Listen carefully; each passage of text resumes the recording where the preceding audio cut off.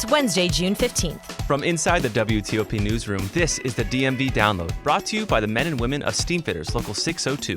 Get an estimate and learn more at steamfitters-602.org. Today, we're learning new details about exactly what happened when an armed California man walked up to Justice Brett Kavanaugh's house with the intent to kill him. We share portions of Nicholas Roske's 911 call before he turned himself in. There are other weapons in the suitcase, but I do not have any in my possession. What other weapons are in the suitcase? There's pepper spray, there's a knife. And a Fairfax County neighborhood grapples with its street names that have links to slavery and the Confederacy. WTOP's Nick Iannelli says it's part of a broader racial reckoning in Virginia. Some people don't think it's going to actually do anything in reality, and the others say this is symbolic. If you're a young person of color seeing Plantation Parkway, what message does that send? Thanks for joining us. I'm Megan Cloherty. And I'm Luke. Congress took action this week on a threat that hit too close to home for Supreme Court Justice Brett Kavanaugh. By a wide bipartisan margin, lawmakers approved a bill Tuesday night to support the justice's security by granting the Marshal of the Supreme Court and court police the power to protect the justices and their family members. The bill is now headed to President Biden's desk for signing. This, of course, comes after a threat on Kavanaugh's life last week when a California man named Nicholas Roske flew here and took a taxi directly to Kavanaugh's home in Chevy Chase, telling police he had a plan to kill the justice and himself. We got the recording of the 911 call 26-year-old Nicholas Roske made at 1:39 a.m. on June 8th, which we're going to play throughout this conversation. He initially called 911, and then when he didn't know the address, he said he'd call back. Then exactly a minute later, he called back and told the dispatcher he's having thoughts and needs psychiatric help. Okay, so tell me exactly what happened when you said these thoughts. I'd been having them for a long time. I'm from California. I came over here to act on them. Megan, you found the criminal complaint explaining the reason for the charges against Roske, who eventually turned himself in. What'd they say? Yeah, the documents say basically he had arrived 30 minutes earlier. They say at 1:05 in the morning, U.S. Marshals saw him get out of the cab, dressed in black clothing, carrying a backpack and a suitcase. But then he walked the other way. So they're probably thinking, oh, he's, somebody coming to the neighborhood or something. But he did give the taxi driver the exact address for Kavanaugh's house, which we'll get into in a second. And it says he came straight from the airport. Are you thinking of hurting anyone, including yourself? Yes. Montgomery County Police Chief Marcus Jones says when Roske saw the U.S. Marshals standing next to their car outside Kavanaugh's home, that's when he turned around to kind of think about his next move. So Jones says, quote, this is when he texted his sister and told her of his intentions, and she convinced him to call 911, which he did. Do you have access to any weapons? Yes, I brought a firearm with me, but it's unloaded and locked in a case. I need to get your description. What race are you? I'm white. I have short light brown hair. I'm wearing a gray shirt and black pants. And so what does he have in this suitcase? Does he pose a serious danger? Yeah, so he told the dispatcher what he had, referencing a gun that court documents say he later told police he had purchased to kill the Supreme Court justice. And he tells the dispatcher the other things that he had in the suitcase. There are other weapons in the suitcase, but I do not have any in my possession. What other weapons are in the suitcase? There's pepper spray, there's a knife, there are various tools, no other firearms, no explosives, nothing like that. So just looking at the court documents here, he mentioned the pepper spray and the knife. But so he had a Glock 17 pistol with 2 magazines and ammunition, zip ties, a hammer, screwdriver, nail punch, crowbar, light duct tape, and hiking boots with padding on the outside of the soles, which the documents say was intentionally padded to try and make his footsteps quieter if he did end up getting inside the house. Literally sneaking around the house. Yeah. Okay, Roske's like outside Kavanaugh's home. He has a gun. He has a bag full of kind of sleuthing materials. Do we know anything about, why he was there? Yeah, and his answer is sort of eerie. It's kind of hard to hear, but the dispatcher asks him, oh, do you know anyone in town? And he says yes. And you said you came from California. Do you know someone down here? Brett Kavanaugh. You said red, like the color? Brett. Rex? The Supreme Court Justice. Okay. And you came alone? Correct. The documents also say that Roske told police he believed the justice he intended to kill would side with the Second Amendment decisions that would loosen gun control laws. And he said, quote, he began thinking about how to give his life a purpose and decided that he would kill the Supreme Court justice. So he was definitely targeting Kavanaugh. And how did he even know where Kavanaugh lives? I mean, is this publicly known information? How did he get that? He says he got it from the internet. And actually, he explained in detail, because he said it wasn't necessarily easy to find, but he explains how he found it. I'm assuming, did you Google, or how did you find the Rex? How did I find the address? Yeah. Let me think. I'm not sure how I found the street, but there was an article that has a picture of the front of his house on it and has the street number. And then I cross-reference it, and I looked at the pictures from the press, from various protests, whatever, and I compared it to the outside of his house, and it matched. And what's interesting about this, in my opinion, is multiple times Roske expresses he wants to be compliant. He's turning himself in. He describes himself physically. He empties his pockets. He had paper in his pockets. He's like, I want to make sure I have nothing on me. And he requested psychiatric support in an attempt to keep him on the phone, right? The dispatcher is asking him about all sorts of things, about his dog, about, do you have any friends? Just kind of trying to keep him engaged. But he does ask him why he wanted to do this, why he wanted to kill himself. You were thinking about hurting someone else and yourself, or? Because I didn't think I could get away with it, and also I've been for a long time. I've been hospitalized multiple times. I hear police sirens currently. Yeah, they're coming lights and signs, but they're coming to help you. Just keep talking to me, Nicholas. You're doing fine. Okay. So Montgomery County Police Chief Marcus Jones says that Roske was taken into custody by Montgomery County police officers at 1:42. So relatively quickly, you remember he made the call at 1:39 a.m. And then he is now charged with attempting to kill a federal judge and is due back in court on June 22nd. And obviously, this is a threat that really brought to the attention what Governor Youngkin and Governor Hogan were asking the U.S. Marshals Service to do, which was to add security outside of these justices' homes. And now we know Congress agrees, and there's a bill going to the president's desk to make that official, that the justices and their family members have a little extra security, at least for the time being. Well, Megan, thanks for getting us that 911 call and the court documents, and to really walk us through this national story that's really a local story. It happened on Montgomery County streets. Thank you. Sure. And after the break, Fairfax County residents are debating whether they should change the names of streets that have links to the Confederacy. Next, Nick Iannelli shares the argument and emotions from both sides. If you want to save money and grow profits on your next commercial, heating, cooling, HVAC, or refrigeration project, go with the men and women of Steamfitters Local 602. You can trust the experience of its workforce, members who have expertise in heating, air conditioning, refrigeration, and process piping to deliver work that's on time and on budget. For a partner you can trust who's mutually focused on your bottom line and to schedule, contact Steamfitters Local 602 at steamfitters-602.org. That's steamfitters-602.org. Steamfitters Local 602, changing lives. Thanks for listening to the DMV Download. If you like the podcast, head to our show page, give us a rating, and leave a review. We read all of them and use as suggestions to improve the show that we're so proud of. It also helps other listeners find this, our region's only local daily news podcast. Thanks for making us a part of your day. Confederate Lane, Plantation Parkway, Lee Highway, and Stonewall Avenue. Do these street names stand despite their ties to the Confederacy and slavery? That's the question facing Fairfax County residents who live on and around these streets. People who live in a Fairfax City neighborhood debated this passionately in front of the city council, which is considering whether to change more than a dozen streets that both neighbors and businesses have come to identify with for decades. WTOP's Nick Iannelli joins us now on Zoom. And Nick, how many street names are we talking about here, and where are they? Are they throughout the county? Are they kind of focused in one area?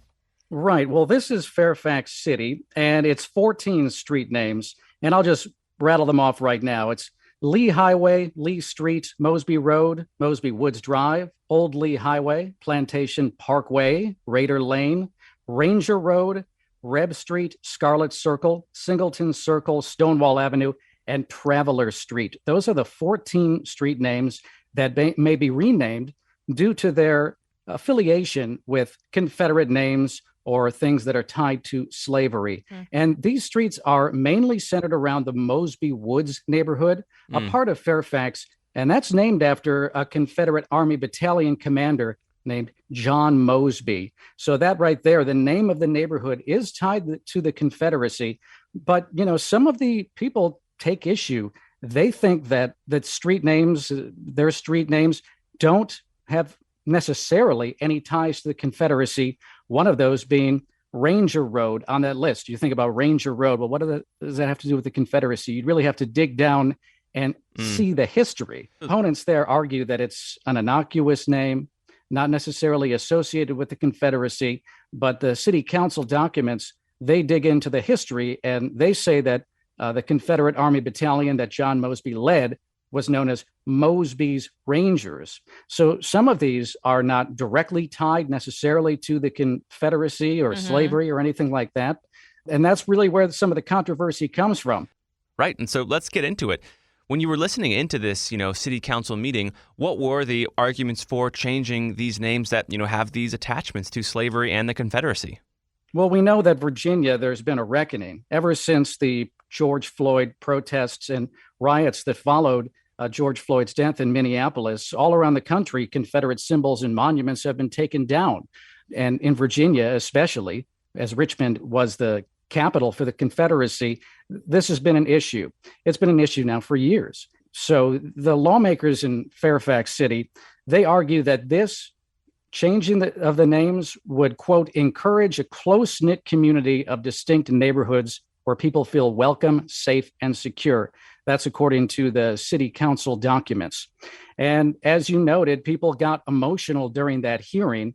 One man in particular who was really yelling at the council and yelling at opponents of the name change, he was saying, "Here we are with our non-black privilege saying, oh, it's not racist. We should be embarrassed."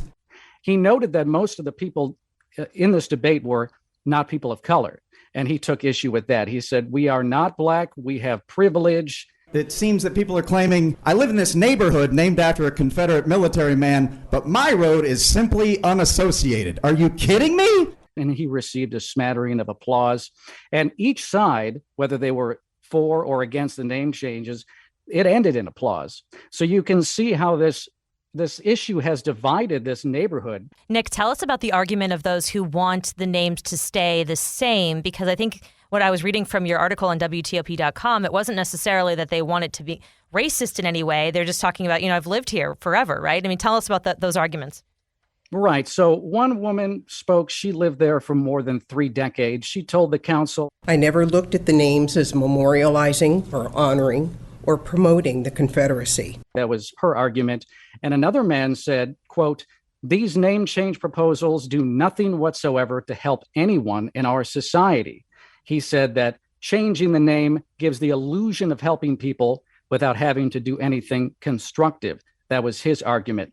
And when you look as a homeowner at what it means to have your street suddenly changed, you start to see that there are inconveniences. Objectively speaking here, I'm not arguing for one side or the other, but there are inconveniences that you would have to take into account. And what do you mean? I mean, what sort of inconveniences would you face as a homeowner if your street name changed? Yeah, if you look at your ID, just for instance, your street name is no longer going to line up with your ID. Now, the city claims that you won't need a new ID, and the city claims that for tax purposes, city officials will change the land book and personal property records for anybody on the affected streets. But then you have a personal life. You have things, especially now, we all know after the pandemic, everybody gets everything delivered to your house. Right. You have food deliveries, okay? Maybe DoorDash, things like that. Those are the easy ones to fix. But what about your bills? What about your doctors, lawyers? What about your dentists? What about your veterinarians? Yeah, it's almost like you're moving, really. Exactly. And these are the things that the city council has told residents that they will be responsible for dealing with. So the question for these folks is, they're going to have to go through inconveniences in their personal life. That's inevitable. And so is it worth it? And that's the debate. What are they suggesting that streets be renamed for? Is there any talk of, okay, we want to change the street name, but to what? That's an ongoing issue as well. They don't know exactly what they're going to call these streets. What they do know is that they have taken months with a subcommittee working with community members, a subcommittee within the city council that is working with community members to identify streets that stand out in people's minds as being something that you take another look at and you do a double take and say, hey, that doesn't look quite right. That's what's been happening over the last several months. So they know the streets. They have not yet said what they may rename the streets as, but when the city council reconvenes and likely will change at least some of these street names, at least that's what it appears will happen, then after that, we will find out what the replacement names may be. Did they talk about renaming the neighborhood as a whole? You mentioned it's named for John Mosby as Mosby Woods. Was that part of the conversation in the debate? Yes, that is part of the debate, but the debate is mainly focused on the streets, because once you start renaming these streets, Lee Highway, Lee Street, Mosby Woods Drive, Mosby Road, Plantation Parkway, once you start renaming these streets, the community name is going to change as well. So it's really just this network of streets. These streets, in many ways, do have ties to names associated with the Confederacy. And if these names change, the community name is going to change as well. And it's really an emotional debate there for all the reasons that we talked about, the personal inconvenience. Some people don't think it's going to actually do anything in reality. And the others say this is symbolic. If you're a person of color and you're driving down Plantation Parkway, what message does that send? That's on the other side. Those people would say it's absolutely worth it. This is not something that we should have in our society, given the reckoning that Virginia went through with all of the Confederate-tied monuments and symbols over the last couple of years. WTOP's Nick Iannelli, thank you for bringing us into this neighborhood story, this neighborhood debate that's playing out in Fairfax. Absolutely, and it's going to be ongoing for a couple of weeks. The council is going to meet again in 2 weeks, and apparently they're going to make a final decision on whether to rename the streets. And meanwhile, across the Potomac in D.C., George Washington University, changed their moniker, the Colonials, today to something else. They haven't decided yet. Yeah, and the school announced it was departing from that moniker today. But Luke, why did they say why? So there's a controversy, right? There are two sides here. One of the sides, said the moniker, the Colonials, was good and it represented those who, started this country and gave freedom. And another said, colonialism and colonials killed indigenous people and massacred people, basically. And so what the school ended up saying is, this issue is so contentious, it is not unifying. And that's a job of a moniker. It needs to unify. So they ultimately said, we can't use it anymore. And officially, the school year of 2023 and 2024, they'll no longer use that moniker. So we don't know what it's going to be, though. No, there's a committee, they'll hire like a firm to kind of decide what that's going to be. But they did say that historians, weighed in on this decision, and they found that George Washington himself, quote, firmly rejected the term colonial in the first few times it was used, end quote. So unclear about how historians found that out, but the school did, use that as part of the reason why they ended the use of this term. And before we go, Megan has some great, fantastic news for us. Yes. I feel like I'm on the spot now. We won a big award last night, and it sounds very self-congratulatory, and I guess it is. But we went to the Society of Professional Journalists Award presentation. WTOP was nominated for a slew of awards, many of which we won, and our colleagues should be very proud of themselves as well. But at the very end of the whole evening, they kind of set up this really big award. It's called the Watchdog Award, and how it really is, it represents to the Society of Professional Journalists of D.C. the best of the best, essentially. Like all of the entries that came in of journalism that people are really proud of and they think changed something and, they think made a difference in our community. This is the one they chose to be the best of that group. And drum roll. And we won.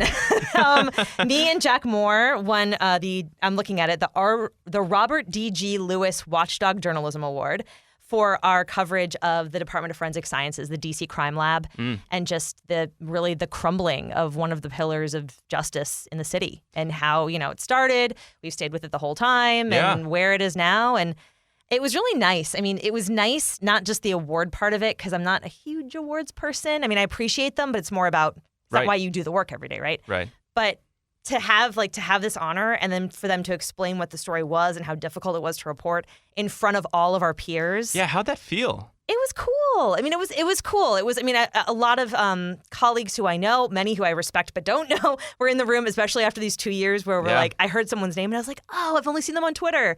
Like, oh, that's that person, But it was a nice moment, and I got a little bit like, I don't know. It was fluttery. A fluttery. Yeah, that's a good word for it. Well, congratulations. Thank you. And then congratulations to Jack Moore, too. He is not a fan of any kind of attention, and he didn't go with me last night, but he deserves, all the credit in the world, because this story is not sexy or fun to report. It's a lot of document-heavy, detail-oriented kind of reporting, which is hard to make that shine, Totally. But I think we have made a difference. I think it's something that we'll continue to follow. Yeah, So, exactly. It's there you still go. a living story. Yeah. Congrats again. Thanks. And that'll do it for us today. This show is brought to you by, Steamfitters Local 602. Our managing editor is Craig Schwab, and our music is by Real World. Leave us a review and rate our show when you get the chance, and become a member of our VIP listeners at dmbdownload.com. We also post on social every single day, so you can check us out there. Even more so than usual, guys. It's cranking up. You'll notice. The DMV Download is a product of WTOP News. Listen on 103.5 FM in the D.C. area, 107.7 FM in Virginia, 103.9 FM in Frederick, online at WTOP.com, and on the WTOP News app. Have a great night.